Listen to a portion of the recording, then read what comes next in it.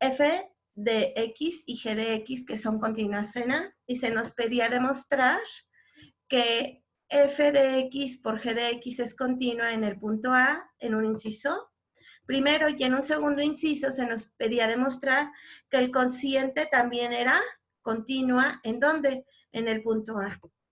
¿Qué es lo que ustedes debieron de haber argumentado para responder a esta demostración? Recuerdo que por ahí les dije que lo único que tenían que poner era que existía el límite o algo así, ¿no? Pero al final la argumentación lo daban en el anexo del PDF. Ahora bien, como f de x y g de x son continuas, entonces, por definición de continuidad, eso implica que el límite de f de x cuando x tiende a A es igual a f de A. Y por otro lado, que el límite de g de x cuando x tiende a A es igual a g de A. Luego, entonces, por otro lado, nosotros tenemos que el límite del producto de f por g de x cuando x tiende a A es el producto de los límites por propiedades de los límites. Pero precisamente por las hipótesis de este enunciado, el límite de f de x es igual a f de a y el límite de g de x cuando x tiende a A es igual a g de a, por lo que nosotros que obtenemos que el límite de f de x por el límite de g de x es igual a f de a por g de a. Y ya con esto ustedes acaban de demostrar que el producto de dos funciones continuas es continua en cualquier punto A del intervalo y que contenga o no a quién, al punto A.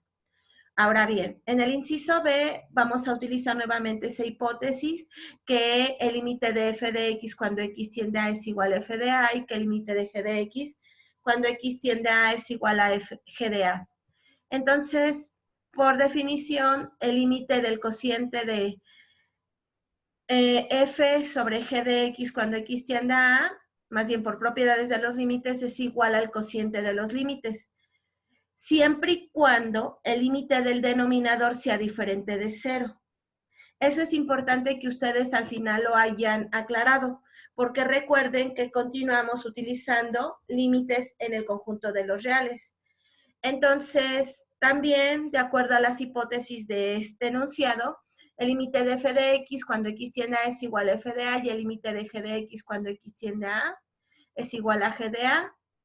Por lo tanto, es cierto que la función cociente va a ser continua en cualquier punto A del intervalo, siempre y cuando, en el caso del cociente, el denominador sea diferente de 0. Yo voy a tener que el límite de f de x cuando x tiende a es igual a L. Por definición, entonces, significa que para todo epsilon mayor que 0, existe un delta mayor que 0, tal que la distancia entre x menos a es menor que delta, si y solo si la distancia entre la función y el límite es menor que epsilon. Esto es para la igualdad del lado izquierdo, pero ¿qué pasa para la igualdad del lado derecho? Tengo que el límite de f de a más h, cuando h tiende a 0 es igual a L, significa que para todo epsilon mayor que 0 existe un delta mayor que 0, tal que la distancia entre h y 0 es menor que delta. Sí, solo sí, f de x menos L es menor que ¿quién? Perdón, aquí es f de x de a más h menos L es menor que epsilon. ¿Hasta aquí estamos de acuerdo? Observen, del lado derecho de la misma igualdad que me pide, equivale a que yo estoy suponiendo ¿qué cosa?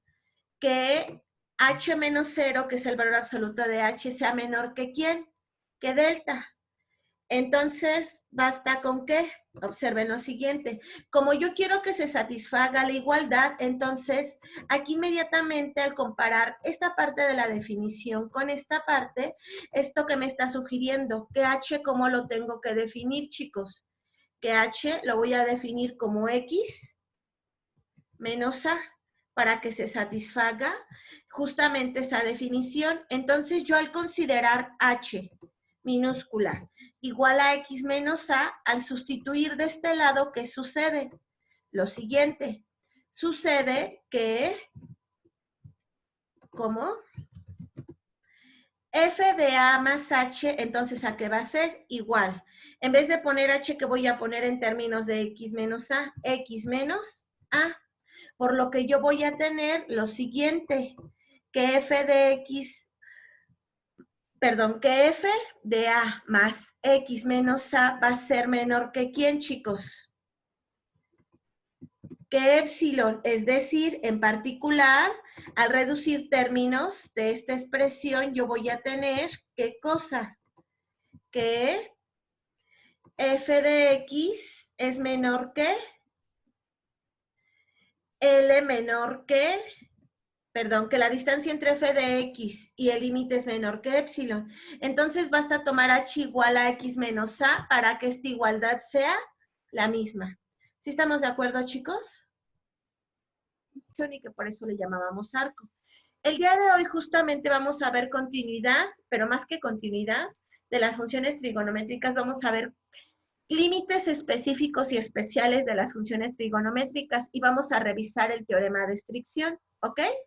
Muy bien. Uno de los límites que nos causa mucha curiosidad dentro de las matemáticas es justamente este límite que estoy encerrando en color azul, que es el límite de seno de t sobre t cuando t tiende a cero.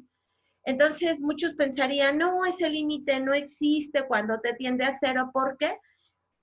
Por propiedades de los límites, aquí tendríamos un cociente, sería el límite del numerador entre el límite del denominador, y esto tendería a un caso 0 sobre 0. Pero ¿qué creen? Que sí lo vamos a poder revisar, hasta lo vamos a demostrar más adelante porque se va a ver en un teorema. Aquí lo que hace, toda esta teoría la voy a tomar precisamente de el EITOL, el de cálculo, el que yo subí a la biblioteca para que por si lo quieren revisar ahí.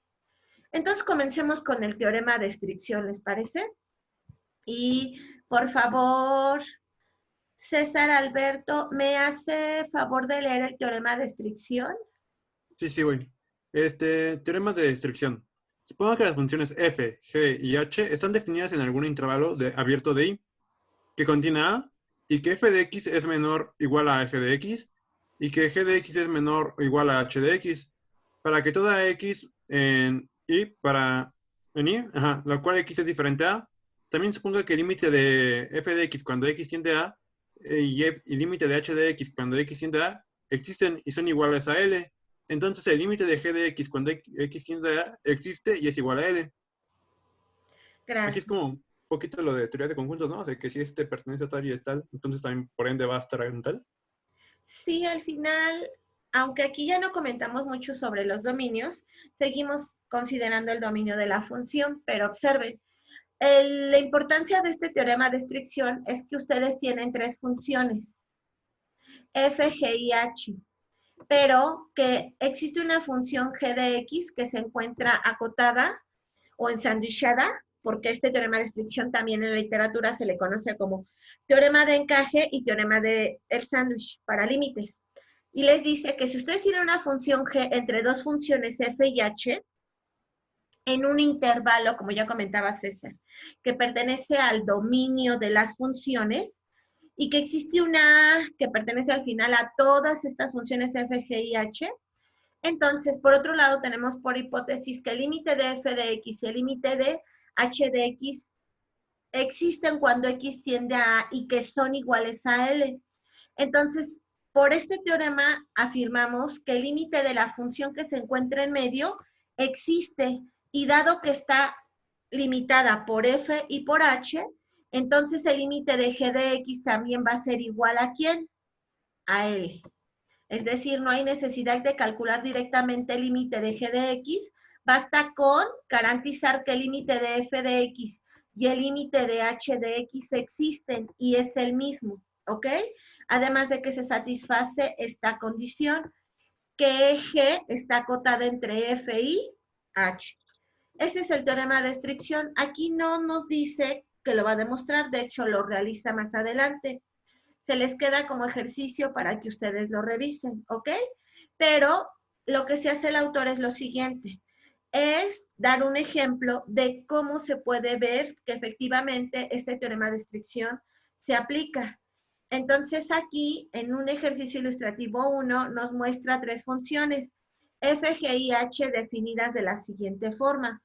Observe que f de x está definida como esta función polinomial de segundo grado, es decir, es una parábola cóncava hacia arriba definida como menos 4 por x menos 2 al cuadrado más 3.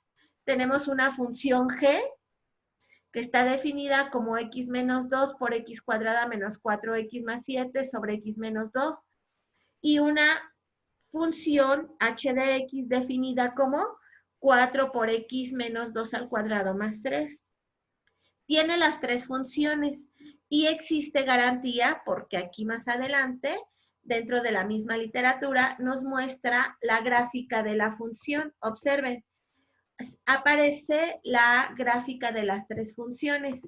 Observemos que nuestra función, en este caso, f de x es la que estoy marcando en azul. Perdón, esa no es. Permítanme tantito.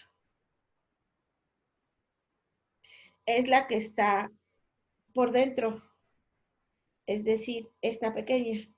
Este es f. Esta que estoy señalando con la flecha es g. Y la que está por debajo es la función h de x. ¿Ok?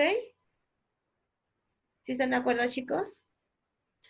Entonces, observen. Ahora sí ya se pueden saltar todo lo que en cierta ocasión yo les había dicho que por propiedades del límite, si yo quería ver.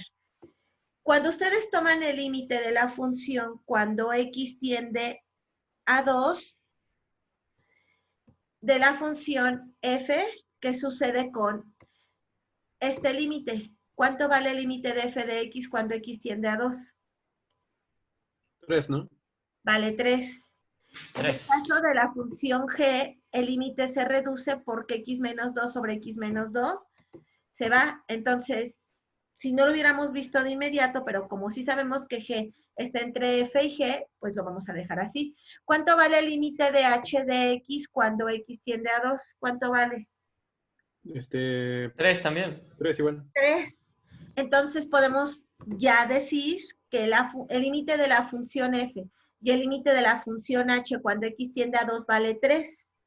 Y dado que g se encuentra entre f y h por el teorema de restricción, ¿cuánto tiene que valer este límite? 2 también. Menos 3, perdón.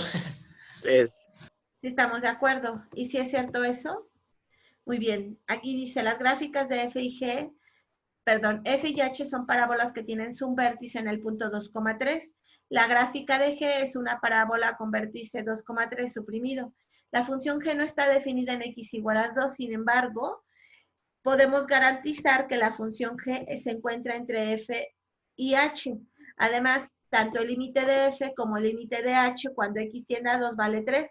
Por lo tanto, se satisface la hipótesis del teorema de restricción, por lo cual se deduce que el límite de g de x cuando x tiende a 2 vale 3. ¿Ok? Ejemplo número 1. Consideremos la siguiente función.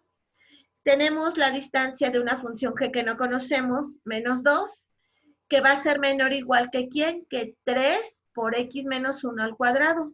Ahora, observemos cómo es una función valor absoluto, esta, al querer quitar las barritas de valor absoluto, observamos que g de x menos 2 se va a encontrar entre menos la función menos 3 por x menos 1 al cuadrado y más 3 por x menos 1 al cuadrado. ¿Sí estamos de acuerdo, chicos? Sí. Entonces, vamos a ver que aunque no sepamos quién es g, si observamos que a los lados, tanto del lado izquierdo como del lado derecho de esta función g, los límites son los mismos, entonces vamos a poder determinar el límite de una función g que no sabemos específicamente cuál es. Despejamos a g. Aquí el menos 2 está restando, como pasa de los lados de la desigualdad, sumando. Entonces tenemos que f de x, ¿quién va a ser? Menos x menos 1 al cuadrado más 2, y h de x va a ser 3 por x menos 1 al cuadrado más 2. Tomamos el límite de f de x cuando x tiende a 1, y esto vale 2. Tomamos el límite de h de x cuando x tiende a 1, y esto vale 2. Entonces, por teorema de restricción, aunque yo no sepa quién es g, ¿cuánto vale su límite? Cuando x tiende a 1. 2, ¿no? 2. Muy bien. Ahora sí. Utilice ejemplo 3, que aquí dice que es ejemplo 2, utilice el teorema de estricción para probar que el límite de x por seno de 1 en x, cuando x tiende a 0 es igual a 0.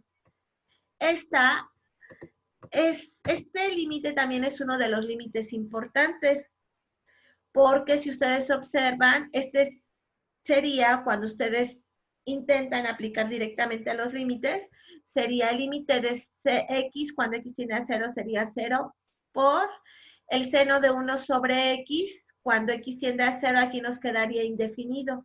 Este es un límite de la forma también indefinida. Entonces observen. Va a partir del siguiente hecho el autor, que nosotros sabemos que la función seno de t se encuentra acotado entre los valores de menos 1 y 1, si estamos de acuerdo.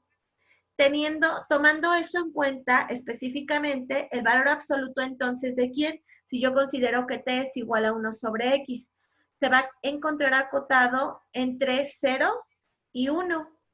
Entonces, por otro lado, si yo multiplico por x a esta función seno de 1 en t, tengo que el valor absoluto de x por seno de 1 en x se puede ver como el producto de los valores absolutos. Específicamente, esto que acabo de decir va a ser menor o igual que el valor absoluto de x. ¿Sí están de acuerdo en esto, chicos? A ver, maestra, otra vez. Es que, ¿por qué? De nuevo. Bueno, primeramente, ¿por qué? Hay dos preguntas que tengo. ¿Por qué la función seno del inverso de x? Dado que el seno de 1 en x se encuentra entre 0 y 1, si yo multiplico del lado izquierdo por valor absoluto de x, ¿qué obtengo? 0. Pero si yo multiplico del lado derecho, ¿quién me queda, chicos? El valor absoluto de x. Y esto ya responde aparte de la pregunta que su compañero Víctor nos hacía, ¿verdad? Porque esto que tiene acá arriba, lo único que hizo fue multiplicarlo por el valor absoluto de x en ambos lados de la desigualdad. Del lado izquierdo, 0 por valor absoluto de x es 0, pero del lado derecho, ¿qué les queda? Valor absoluto de x. Por lo que ahora sí ya garantiza lo siguiente, que 0 es menor o igual que el valor absoluto de x, seno de 1 en x menor o igual que el valor absoluto de x.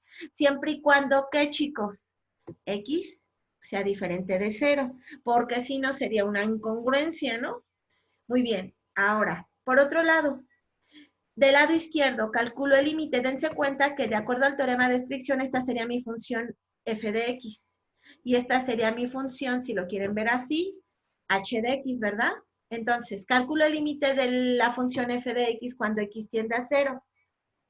Ese límite va a valer 0. Calculo el límite de mi función h de x. En este caso, mi función h de x es valor absoluto de x. Introduzco el límite dentro del valor absoluto y esto ¿cuánto vale al final, chicos? 0. Y de acuerdo al teorema de estricción que voy a tener el cálculo del límite que me interesaba, que el límite del valor absoluto de la función g de x, que es x por seno de 1 en x, cuando x tiende a 0, ¿cuánto vale, chicos? 0, maestra. 0. Ok. Entonces, eso va, este teorema de... Vemos entonces. Vamos a ver el siguiente teorema, que era lo que yo les decía.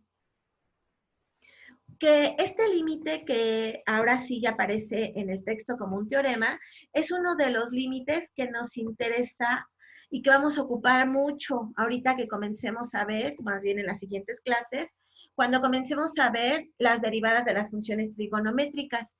Y el teorema nos dice lo siguiente: calcules el límite de seno de t sobre t cuando t tiende a 0. Y de acuerdo a este teorema, ¿cuánto tiene que valer ese límite, chicos? 1.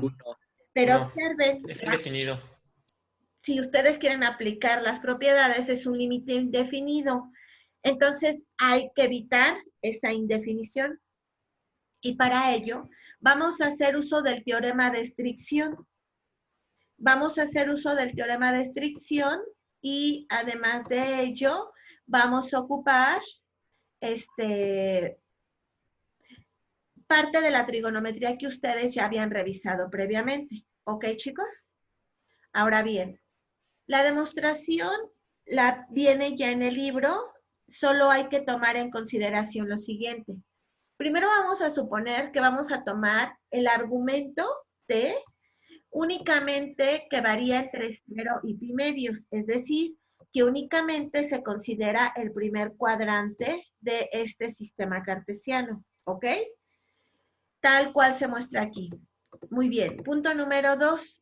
En esta figura que estamos viendo a nuestra izquierda, que el autor le llama figura número 4, considera un círculo unitario, es decir, que x cuadrada más y cuadrada es igual a 1 y que el sector sombreado O, B y P, donde B es el punto 1,0 y P, que es este punto que está a la orilla de la circunferencia, es un punto que tiene componentes coseno de t y seno de t, ¿ok? El área del sector círculo de radio R y el ángulo central cuya medida es en radianes está determinada por ¿quién? Si nosotros queremos calcular este pequeño arquito, va a estar dado por lo siguiente, 1/2 de radio al cuadrado por t. ¿Sí están de acuerdo en esto, chicos? O sea, entonces eso sería como... Muy bien, considere ahora el triángulo BOP y sea K1 unidades cuadradas el área de este triángulo. Como K1 es igual a 1/2 de AP, 1/2 de esta distancia, por OB, ¿sí están de acuerdo en eso? Sí, que es base por altura, ¿no? Muy bien. Pero entre 2 es por... Sí, aquí aparece el 1/2. Pero estamos hablando de que la distancia es AP, ¿no? Y el punto P es la altura.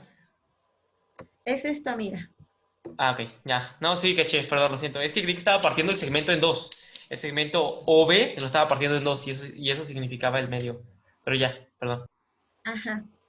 AP a su vez es igual a ¿quién? A seno de t. Y OB es igual a 1. ¿Sí estamos de acuerdo? Entonces, ¿qué tenemos? Específicamente que K1 es igual a 1/2 de seno de t. ¿Sí estamos de acuerdo, chicos? Al sustituir. ¿Chicos? Sí, aquí estamos. Yo sí estoy de acuerdo, maestra. Sí, yo también. Ok. Ahora, vamos a considerar si K2 unidades cuadradas es el área del triángulo rectángulo O, B, pero ahora el punto de acá arriba, entonces nos dice,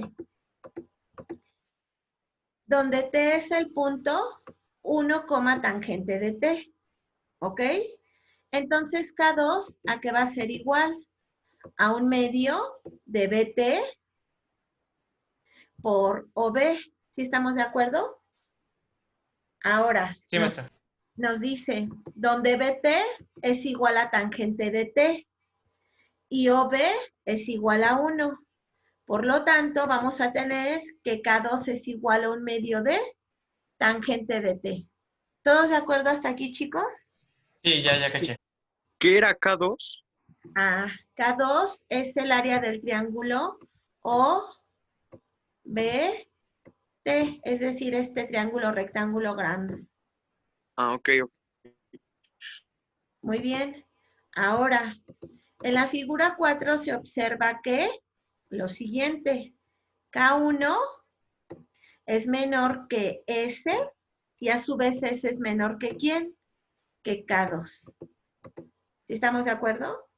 Al Sí. sustituir lo que hicimos previamente, que son las ecuaciones 5, 6 y 7, específicamente observamos lo siguiente, que 1/2 de seno de t es menor que 1/2 de t. Y a su vez esto es menor que 1/2 de tangente de t. Hasta aquí estamos de acuerdo. Ahora, a toda esta desigualdad la vamos a ay, permítame, si se multiplica cada miembro por 2 veces seno de t, vamos a multiplicarla por 2 veces sobre seno de t. Entonces, del lado izquierdo de la desigualdad me quedaría 1. En medio, ¿quién me quedaría? Justamente el límite que quiero calcular.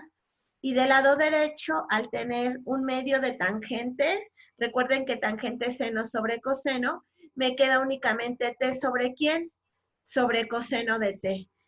Tal cual aquí lo justifica. Tangente de t sobre seno de t es igual a 1 sobre coseno de t.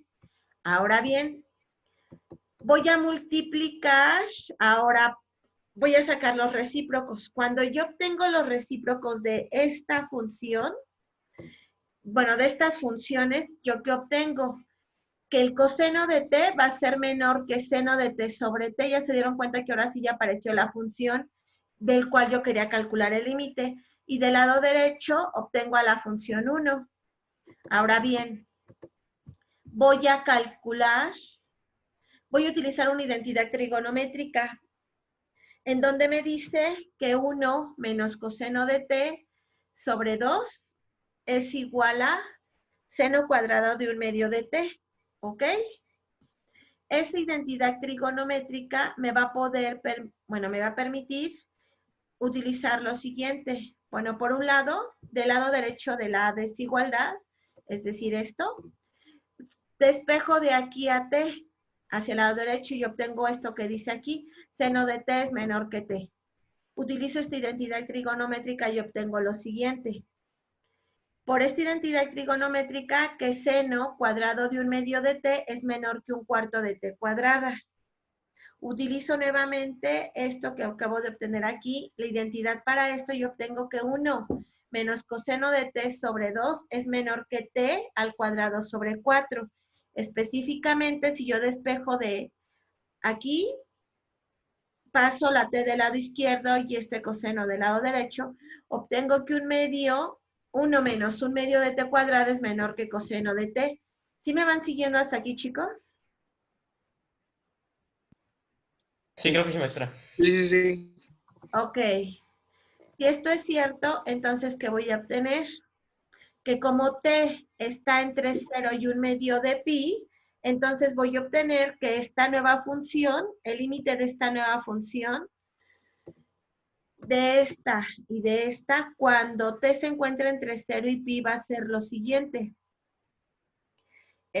Obtengo permítanme.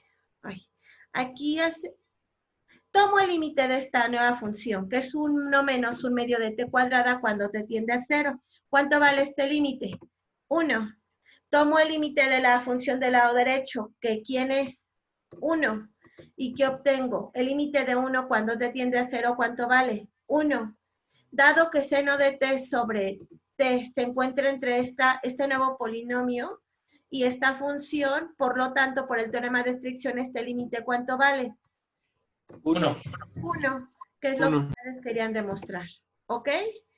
¿Alguna duda hasta aquí, chicos? Cuando x tiende a 0. Y para ello, lo primero que vamos a hacer es observar lo siguiente.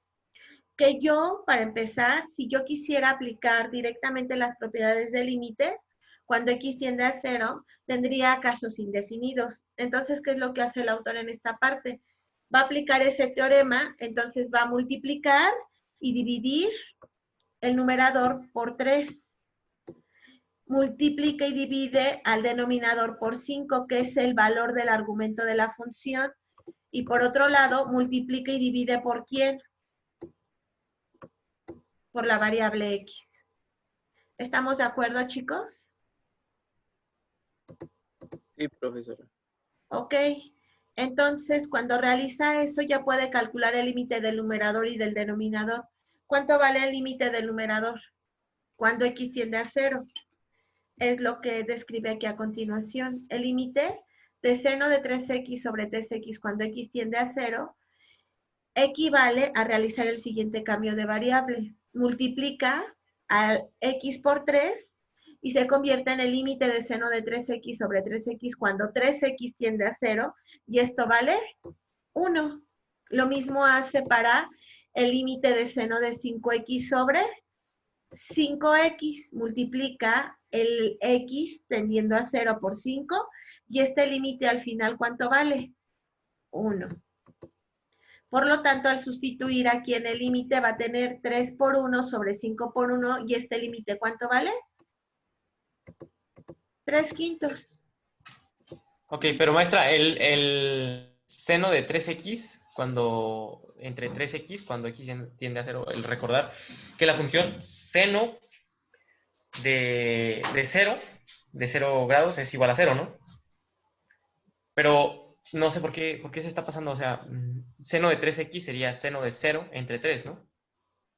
Su estudio es justamente, pues, el hecho de la continuidad, ¿no? No está muy grande la definición, lo vamos a leer entre todos, pero voy a escoger, por favor, Alfredo, ¿me hace favor de leer el teorema que está en pantalla y su demostración? Sí, la función seno es continua en cero. Demostración. Se demostrará que se cumplen las tres condiciones necesarias para la continuidad en un número. ¿Leo lo siguiente? Por favor. Si seno de 0 es igual a 0, límite de t cuando tiene 0 de seno de t es igual al límite de seno de t entre t cuando t tiende a 0 por... y esto por t, se me había olvidado la t. Y límite de seno de t entre t por límite de t cuando, en ambos casos cuando t tiende a 0, es igual a 1 por 0, que es igual a 0. Ok. ¿Sí están de acuerdo en esto, verdad, chicos? Lo único que hizo en este segundo, por definición, el seno de 0 vale 0. Para calcular el límite de seno de t cuando t tiende a 0 y utilizar justamente el teorema anterior, multiplico y dividió por t y calcula los límites. La tercera parte, por favor. Alfredo. Sí, límite de seno de t cuando t tiende a 0 es igual a seno de 0. Que Por sí. lo tanto, la función seno es continua en 0. Muy bien, gracias, Alfredo. Teorema número, 1.10.4 nos dice que la función coseno es continua en 0. La demostración es similar a lo que hemos estado haciendo, nada más que aquí va a aplicar una propiedad trigonométrica, que coseno de t, para empezar, coseno de 0 es igual a 1. El inciso 2 nos dice que el límite de coseno de t cuando t tiende a 0, también se puede ver que, de hecho, sin hacer tanto preámbulo de la función trigonométrica, pero vamos a utilizar lo que él dice. Aquí sería el límite de la raíz cuadrada. En vez de poner coseno de t, recuerda que, de acuerdo a las propiedades trigonométricas, coseno cuadrado más seno cuadrado es igual a 1, despeja coseno y le queda como la raíz de 1 menos seno de t. Entonces, calcula el límite de 1 cuando t tiende a 0, calcula el límite de seno cuadrado de t cuando t tiende a 0 y este tiende a 0. Al final, raíz cuadrada de 1 menos 0 es 1. Dado que tanto la función evaluada en 0 coseno como su límite cuando t tiende a 0 son igual a 1, entonces se dice que la función coseno es continua ¿en qué punto? En 0. Otro de los límites, punto y aparte, otro de los límites que tiene fundamental importancia en nuestro estudio es justamente el que estoy poniendo en pantalla, que nos dice que el límite de 1 menos coseno de t sobre t cuando t tiende a 0 es igual a 0. Ahora bien, para demostrar este teorema, básicamente vamos a utilizar lo siguiente. ¿Se han dado cuenta que hemos estado introduciendo ceros o unos en su defecto de forma disfrazada? Pues vamos a introducir un 1, pero en este caso ese 1, ¿quién va a ser? 1 más coseno de t sobre 1 más coseno de t. ¿Estamos de acuerdo? Observemos que en el numerador tenemos una diferencia de cuadrados, es decir, 1 al cuadrado menos coseno al cuadrado dividido sobre t por 1 más coseno de t. Por propiedades trigonométricas que hace unos minutos recordé que el coseno cuadrado de t más seno cuadrado de t es igual a 1, yo observo que 1 menos coseno cuadrado de t es igual a seno cuadrado de t en el numerador. Ahora, ¿qué es lo que voy a hacer a continuación? Este seno cuadrado de t lo voy a descomponer en las siguientes fracciones. Seno de t sobre t y el otro seno me va a quedar seno de t sobre 1 más coseno de t. Este límite que tenemos en el primer producto acabamos de demostrar que cuánto vale, chicos, cuando te tiende a 0. 1, ¿no? 1 es 1, es el teorema. Muy bien. Y este límite, que es seno de t sobre 1 más coseno de t, se puede calcular inmediatamente. Es decir, el seno de 0 cuando tiene, bueno, el seno de 0 vale 0. El seno, bueno, el límite de 1 cuando te tiende a 0 vale 1 y el límite de coseno de t cuando te tiende a 0 vale 1. Por lo tanto, tenemos 0 sobre 2 que es igual a 0.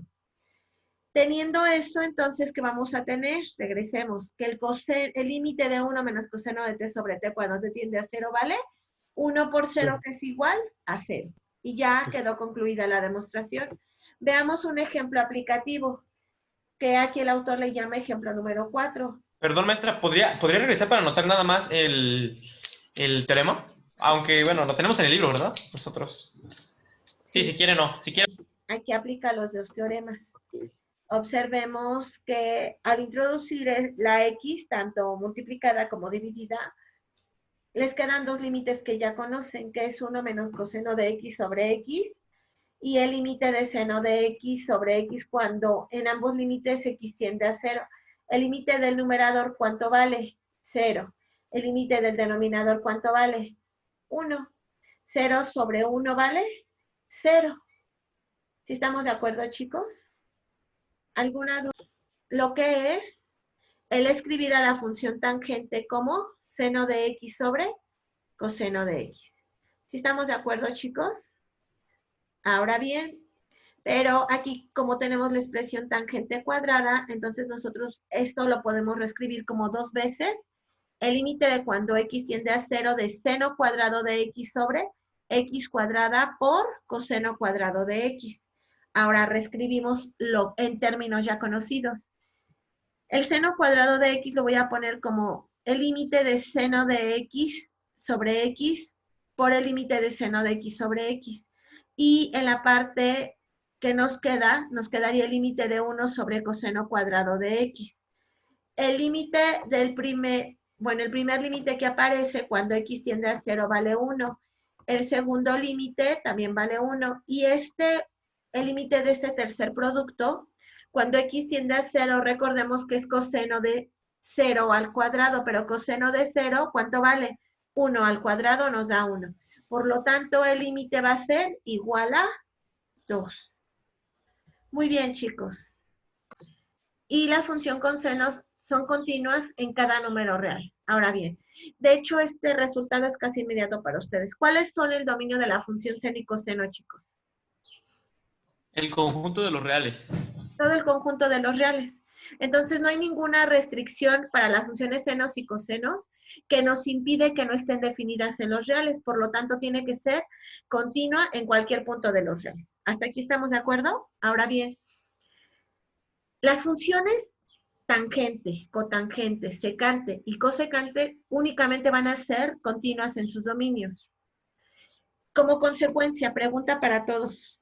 ¿Dónde es continua la función tangente? Indicaba que coseno de x tenía que ser diferente de 0, pero los valores donde se hace 0, tal cual ustedes lo comentan, son pi medios, 3 medios de pi, 5 medios de pi, 7 medios de pi, y así consecutivamente, hasta un valor de forma general, n más 1 sobre 2 pi. ¿Estamos de acuerdo? Donde n toma valores desde 0, 1, 2, únicamente valores enteros.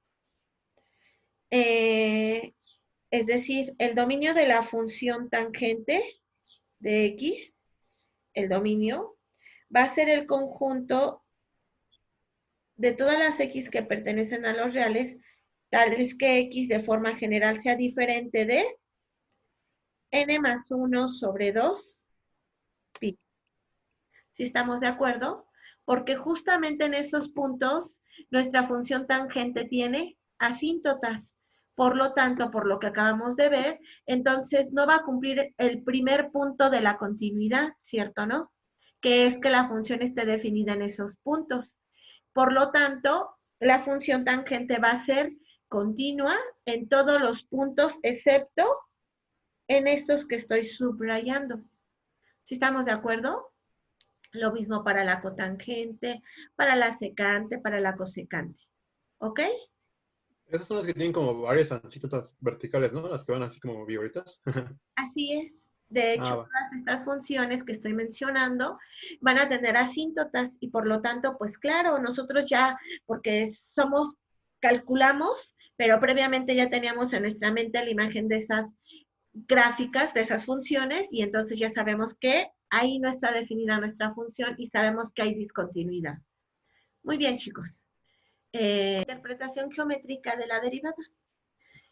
Cabe mencionar que a nivel histórico, lo que primero comenzamos a estudiar no fue a la derivada.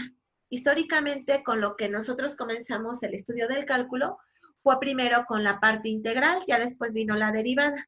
Y en su interpretación geométrica, la derivada está relacionada justamente con una recta tangente. ¿Ok? Con el cálculo de una recta tangente. ¿Y por qué es importante la recta tangente? Porque para cualquier gráfica, una recta tangente únicamente toca a la gráfica de una curva en un solo punto.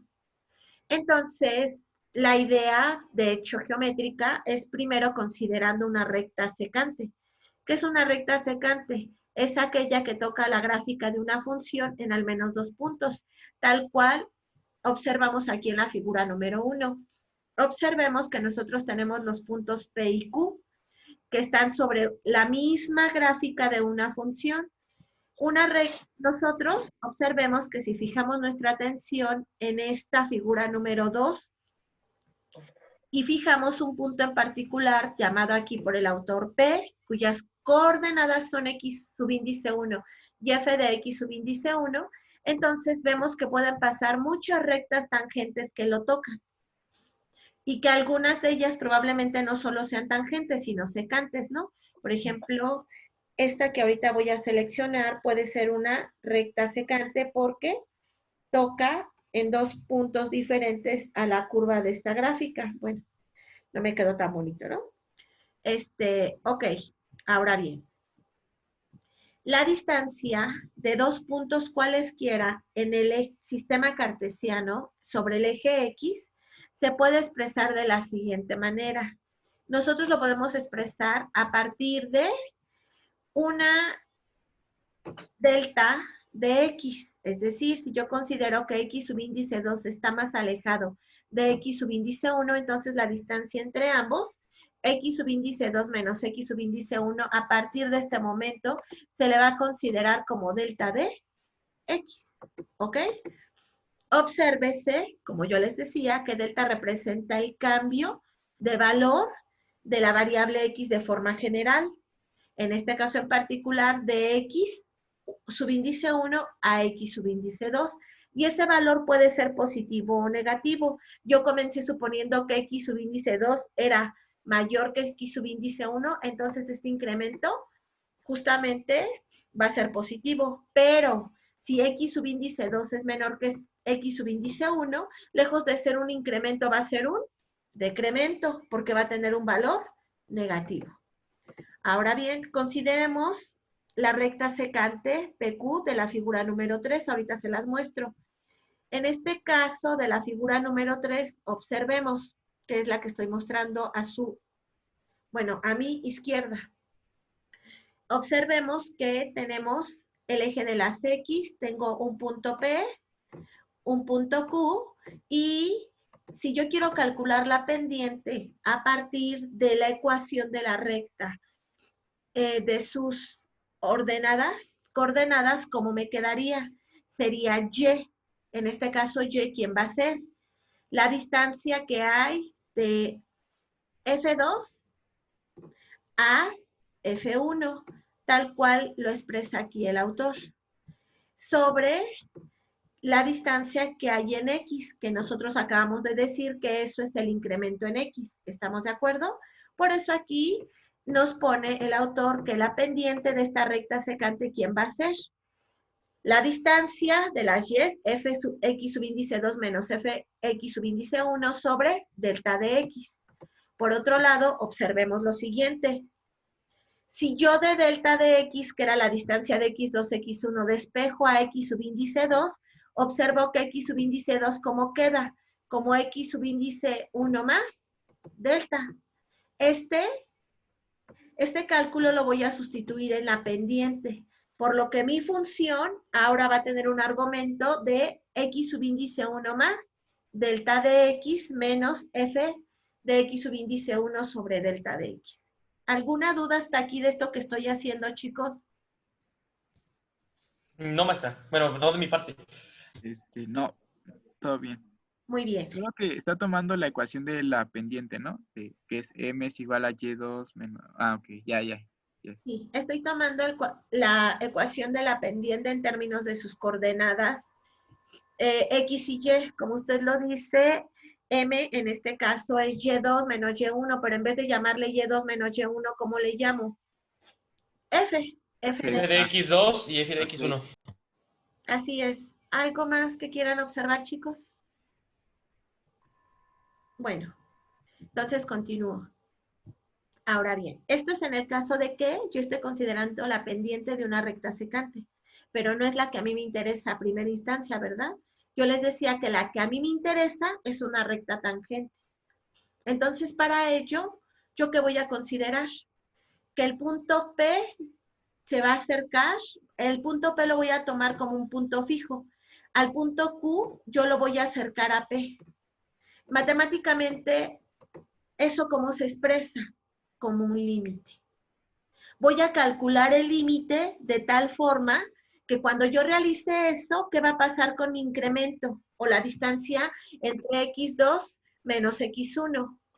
¿Se va a volver o va a tender hacia dónde, chicos? Hacia ¿Hacia cero. cero? De 0, sí. Muy bien.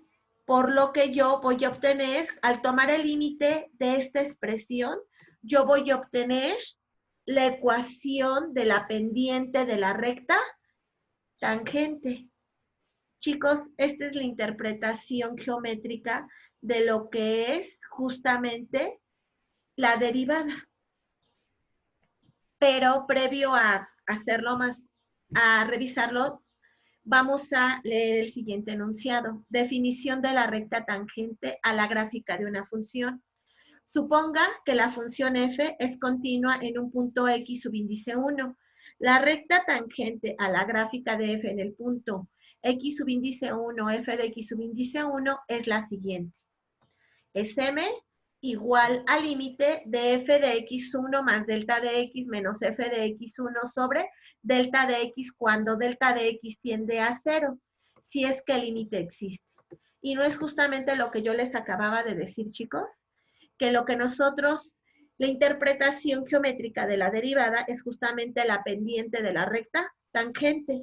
¿Cuál es la diferencia con la recta secante? Que en la recta tangente, como quiero que toquen un único punto, que tomo el límite cuando los puntos se van acercando uno al otro. Aquí considera algo interesante.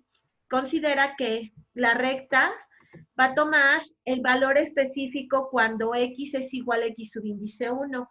Al sustituir aquí, se va a acercar a la izquierda a 0 y a la derecha, y va a considerar que estos límites van a tender hacia dónde, a más menos o a más menos infinito, o en su defecto también a más menos infinito. Esta forma que está colocando aquí el autor, chicos, ya es la interpretación geométrica de lo que es la derivada. Más adelante lo va a dar de una forma, pero básicamente lo que nosotros realizábamos desde el bachillerato, al calcular la derivada de una función a través de su definición, o como algunos autores lo llaman, regla de los 4 pasos, era la pendiente de una recta tangente. Veamos algunos ejemplos. Ejemplo número 1. Encuentre la ecuación de la recta tangente a esta parábola. Y igual a x cuadrada menos 1 en el punto 2,3. Dibuje la parábola y muestre un segmento de la recta 2,3. Ahora bien, ahorita lo que vamos a realizar a partir de este momento es calcular por definición la derivada. que por lo que les acabo de decir por interpretación geométrica equivale a calcular la pendiente de la recta tangente. ¿Todos de acuerdo, chicos? Entonces voy a calcular la pendiente de la recta tangente en un punto específico de esta parábola, en el punto 2,3. Sustituyo. Voy a calcular la pendiente en el x igual a 2, y esto a su vez va a ser igual al límite de la función evaluada en 2 más el incremento en x, menos la función evaluada en 2 sobre el incremento en x cuando el incremento en x tiende ¿a dónde? A 0. Sustituyo. Como mi función está definida como x cuadrada menos 1 y aquí el argumento cambió, en vez de x, ¿qué voy a poner? 2 más delta de x elevado al cuadrado, menos 1, menos f de 2. Voy a evaluar esta función en 2, que sería 2 al cuadrado menos 1. 2 al cuadrado es 4 menos 1, 3. Por eso aquí pone el autor menos 3 sobre delta de x. ¿Hasta aquí todos me van siguiendo, chicos? Sí, aquí Sí, estamos. maestro. Aquí. Sí, profesor. Ok. Este binomio lo elevo al cuadrado y me quedaría 2 al cuadrado, que es 4, más 2 por 2, 4 por delta de x, que es 4 delta de x, más delta de x al cuadrado, que es delta de x al cuadrado. Aquí ya reduzco algebraicamente menos 1, menos 3, menos 4. Ahora sumo términos semejantes. Más 4 menos 4, ¿cuánto me da? 0. Y únicamente me queda 4 delta de x más delta de x al cuadrado. ¿Qué es esto que aparece en este siguiente renglón? ¿Estamos de acuerdo? Ahora, en el numerador voy a factorizar términos semejantes. ¿A quién factorizo? Delta de x. Por lo que yo voy a obtener delta de x sobre delta de x, me va a dar 1. Y únicamente va a sobrevivir 4 más delta de x. Tomo el límite de eso cuando delta de x tiende a 0. El primer término es una constante respecto de delta de x, por lo que me queda 4. El límite del segundo término cuando delta de x tiende a 0, ¿esto vale? 0. Por lo tanto, la pendiente para ese punto, ¿cuánto vale, chicos? 4, maestra. 4. ¿Todos estamos de acuerdo hasta aquí? Hasta ahí solo calculé la pendiente de esa recta tangente, que ya les adelanté. Más adelante lo vamos a llamar la derivada de una función por definición o en su defecto por la regla de los 4 pasos. Ahora bien, ¿qué es lo que vamos a hacer a continuación? Vamos a realizar la gráfica de esta función en GeoGebra y vamos a ver, y ahorita, como siguiente paso, aquí no lo hace el autor, yo sí lo voy a hacer, va a ser calcular la recta, la ecuación de la recta tangente, cosa que sí va a ser muy probable que yo les pida más adelante. Permítanme.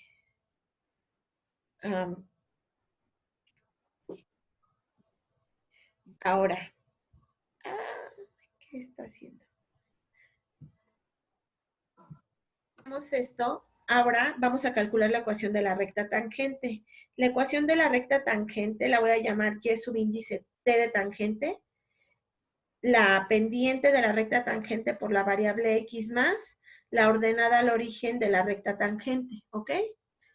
Ahora, ya tengo la pendiente, que fue justamente la que nosotros calculamos. Para calcular la ordenada al origen basta sustituir en este punto que tenemos aquí. En este punto, ¿cuánto vale y? 3. ¿Cuánto vale la pendiente? La acabamos de calcular, vale 4. Por x, ¿que cuánto vale x? 2.